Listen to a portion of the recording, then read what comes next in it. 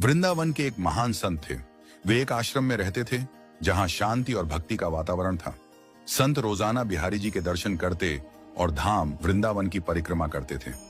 एक दिन संत जी को परिक्रमा करते समय एक तोता जमीन पर पड़ा हुआ मिला। संत ने पहले तो थोड़ी देर इधर उधर देखा कि कोई तोते का मालिक तो नहीं है, और फिर संत उस तोते के पास गए तो देखा कि तोते की हालत बहुत खराब थी। वह जल्दी जल्दी सांसें ले रहा था। संत जी ने जल्दी से तोते को पानी पिलाया और उस तोते को अपने आश्रम पर ले आए। तोते को थोड़ा खाने को दिया और आराम करने के लिए अंदर कुटिया में सुला दिया। संत जी ने उस तोते की बहुत देखभाल की और 2 दिन बाद तोता एकदम सही हो गया। संत जी ने उस तोते का नाम मिट्ठू रखा। तोता बहुत हरा भरा, चंचल और बुद्धिमान था। संत ने उस तोते को बच्चों की तरह पाला और उसे अपने साथ भक्ति में लगा लिया।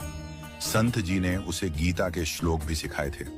प्रतिदिन तोता प्रातःकाल उठकर मधुर स्वर में भगवत गीता के श्लोक गाता, कर्मण्येवाधिकारस्ते मां फलेषु कदाचन। आश्रम में जो भी आता वह तोते की यह दिव्य वाणी सुनकर अभिभूत हो जाता। लोग कहते, बाबा आपने तो तोते को भी ज्ञानी बना दिया। संत मुस्कुराते और कहते, भक्ति किसी भी रूप में आ सकती है। यदि भाव शुद्ध हो तो पक्षी भी भगवान का नाम ले सकते हैं। परंतु एक दिन आकाश में घनघोर बादल छा गए। वातावरण में अजीब बेचैनी थी।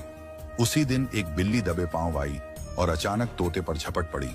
तोता चीखते हुए टाय टाय करता हुआ बिल्ली की पकड़ में आ गया और अंतर्धान हो गया। अब संत मौन हो गए।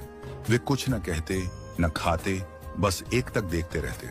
लोगों ने देखा कि जो बाबा सदा मुस्कुराते रहते थे वे आज गहरे चिंतन में डूबे हैं। लोगों ने कहा, बाबा क्यों दुखी हो रहे हैं?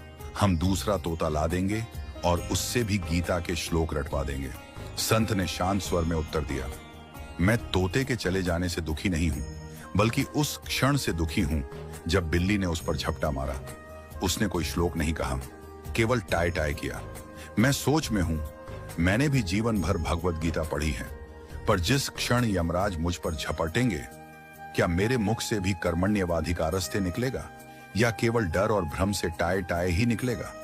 इसलिए ही तो महापुरुष कहते हैं, ज्ञान और भक्ति को इतना भीतर तक उतारो कि वह केवल जुबान की नहीं बल्कि आत्मा की गूंज बन जाए, ताकि संकट के समय भी वही मुख से निकले जो ईश्वर की ओर ले जाए, ना कि भय की ओर।